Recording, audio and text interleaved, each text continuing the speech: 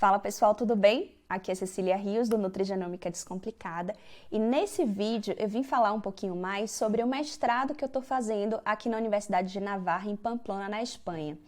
Isso porque esses dias eu coloquei um card de perguntas lá no Instagram perguntando qual era a curiosidade que vocês tinham sobre isso, porque ao longo do tempo, eu tô aqui faz 5 meses agora, quando eu tô gravando esse vídeo, e sempre me perguntam alguma coisa e eu falo sobre isso de uma maneira mais menos organizada, digamos assim, né, de uma maneira mais espontânea.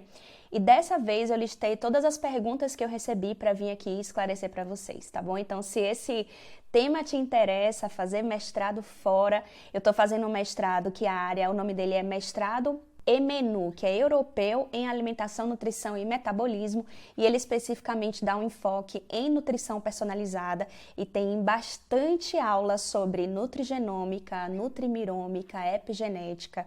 Então, esse é o mestrado sobre o qual eu vou falar aqui, tá certo? A primeira pergunta que eu recebi lá foi: por que esse mestrado? E são vários porquês, na verdade, e aí eu vou falar particularmente da minha história. Eu queria muito fazer um mestrado que fosse, na verdade, não necessariamente um mestrado, mas uma experiência universitária que fosse de alto nível, assim, que eu realmente conseguisse viver a universidade. Não que a minha não tenha sido... que eu não tenha tido uma boa experiência, eu tive uma boa experiência. Só que como era universidade estadual, não tinha assim grandes instalações, não tinha grande incentivo para pesquisa. Então eu senti essa falta nesse sentido mesmo, né, da experiência universitária de alto nível. E aí por conta disso que eu vim aqui para a Universidade de Navarra. Esse é um dos motivos. Tem um outro motivo de fazer mestrado em si, que era porque eu passei, a maior parte da minha atuação como nutricionista era em consultório, e depois do Nutrigenômica Descomplicada, depois de passar a compartilhar essa minha experiência profissional com outros nutricionistas, eu comecei a dar aula. Então, eu quis melhorar, né, essa minha, digamos, essa dinâmica de dar aula, e principalmente a expertise que você acaba adquirindo com o mestrado para poder ensinar. Então, esse foi um outro motivo. O terceiro motivo é que eu tinha a dupla nacionalidade espanhola, então eu tinha muita vontade de morar na Espanha, então para mim é como se tivesse sido o casamento perfeito, né? Fazer um mestrado com essa ênfase em nutrição personalizada e na Espanha.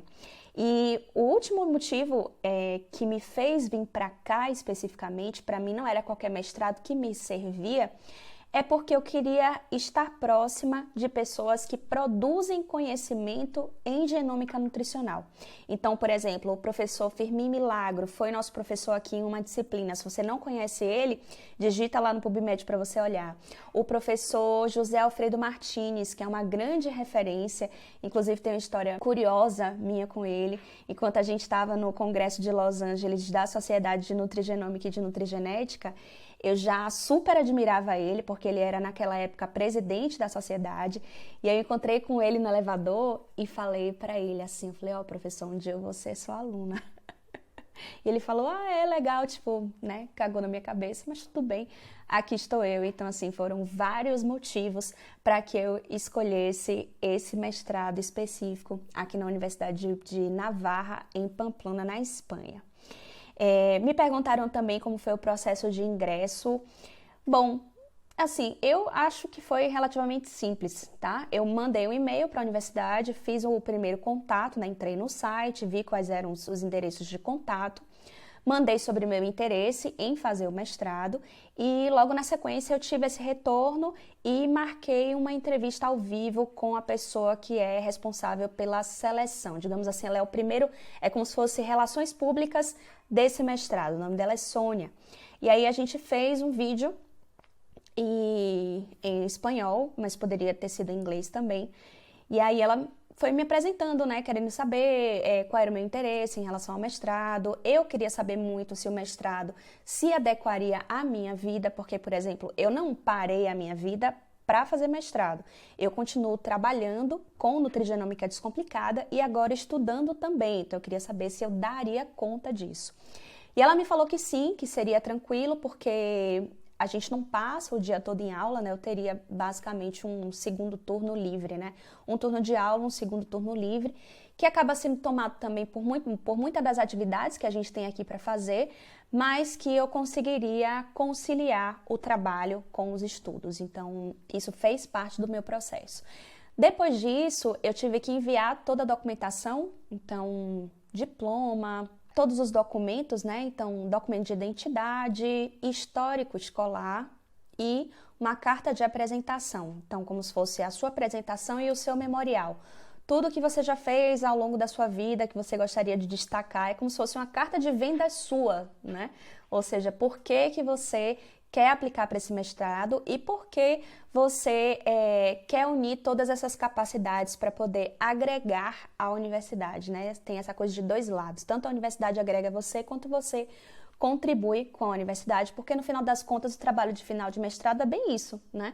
Você vai utilizar o que a universidade tem para você desenvolver o seu estudo e também você vai agregar a sua contribuição com as suas publicações em nome da universidade. Então, o processo de ingresso eu acredito que não seja muito diferente do que outras universidades fazem quando fazem o recrutamento de mestrado também, mas assim, não teve prova, tá? Não sei exatamente como é no Brasil, porque eu nunca tentei fazer um mestrado no Brasil. Me perguntaram também se precisaria de proficiência em inglês e sim, você, inclusive um dos documentos que você tem que mandar para o processo de ingresso é a sua certificação e eles usam como base a certificação do Cambridge e caso você não tenha, por exemplo, eu tinha um certificado de conclusão do meu curso como professora de inglês, que foi a minha primeira profissão no Brasil, logo que eu cheguei de intercâmbio, mas ele é como se não fosse... Não há uma certificação que seja reconhecida internacionalmente. Então, a orientação que eu recebi foi chegar aqui e fazer uma prova de proficiência para dizer qual é o meu nível em relação ao Cambridge. Então, sim, você precisa fazer a proficiência em inglês, comprovar isso, e também em relação ao espanhol. Os dois idiomas são super usados, inclusive, durante as aulas. A gente tem aula em inglês, e quando as aulas são em inglês, você precisa entregar as tarefas em inglês, os resumos, por exemplo, as apresentações que você tenha que fazer, ou então em espanhol, certo? O espanhol, eu vim pra cá achando que eu super falava, que eu tinha cursado só 1 ano de espanhol aí no Brasil há muitos anos atrás. Como meu avô é espanhol, ele falava comigo espanhol, então eu meio que cresci escutando, só que quando eu cheguei aqui, assim, tinha muito para poder evoluir. Aqui na universidade tem aula de espanhol, é no Instituto de Línguas Estrangeiras, mas eu acabei aprendendo mesmo com os colegas, com os alunos, tá? Me perguntaram também se tem muitos brasileiros aqui, então isso eu já posso emendar com essa última resposta que eu dei, é que não, eu não conheço nenhum outro brasileiro aqui, deve ter, claro que deve ter, no doutorado, enfim, na graduação, mas eu não conheço, o que para mim é ótimo, porque eu praticamente não falo português, exceto com um colega meu de Honduras que fala português, porque a mãe é brasileira, gaúcha, então ele fala português assim, perfeito. Eu diria até meio bizarro, acho super incrível como ele fala tão bem, até as expressões ele consegue falar bem. Então, eu tenho muitos colegas do México, alguns colegas que são espanhóis e 2 colegas que são de Honduras, 2 outras colegas que são do Equador, uma outra do Peru e do Brasil, só eu mesma, tá bom?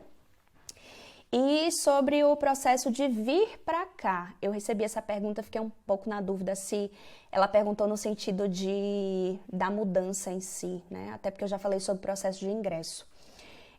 O processo de mudança, a gente veio para cá em relação aos papéis. Eu só precisei homologar o meu casamento no consulado espanhol, porque eu já tinha a nacionalidade espanhola, só que, gente, para outros alunos que não têm a nacionalidade, como aconteceu com vários colegas da minha turma, é muito tranquilo também, tá? Você vai pedir o visto, tem que apresentar não só o visto, mas também um plano de saúde que comprove que você tem condições de, se caso venha acontecer alguma coisa com você, que você se banque, né? Na verdade, o governo, ele quer meio que não se responsabilizar por isso, então um bom plano de saúde que tem uma boa cobertura é muito importante e foi isso. Mas o do meu marido, por exemplo, eu fiz aqui, quando a gente chegou. Então, a gente fez a mudança. Não chegamos aqui com apartamento alugado já, tipo, tudo certo, não. A gente preferiu ficar em um hotel mais central. E aqui a gente foi nas imobiliárias fazendo os contatos para poder encontrar um apartamento, né? Eu fico um pouco receosa de fechar essas coisas pela internet, eu prefiro que seja presencial, que eu veja, né, se realmente aquele apartamento cobre as nossas necessidades, e aí foi assim que a gente acabou fazendo. Pegou um apartamento relativamente perto da universidade, são 20 minutos caminhando. Não trouxe muitas coisas e cheguei aqui, aluguei o apartamento, consegui o apartamento depois de quase 10 dias que eu estava aqui. Então foi relativamente rápido e isso eu atribuo a ter um contato com a imobiliária, certo? Então esse foi o meu processo de vir para cá. Não foi muito complicado, tá certo? Então, pelas perguntas que eu recebi, são essas. Se você tem mais alguma dúvida, se você tem vontade de fazer um mestrado fora, seja na Espanha, qualquer outro país da Europa, me conte aqui nos comentários. Se tem alguma outra dúvida que você tenha, que eu não tenha respondido aqui nesse vídeo, também a mesma coisa, escreve aqui pra mim, tá bom? E se você curtiu esse vídeo, clica no curtir. Se você ainda não está inscrito no canal aqui do Nutrigenômica Descomplicada, se inscreva para que você fique sabendo dos novos vídeos que a gente for publicar por aqui, tá bom? Um beijo e até o próximo vídeo. Tchau, tchau!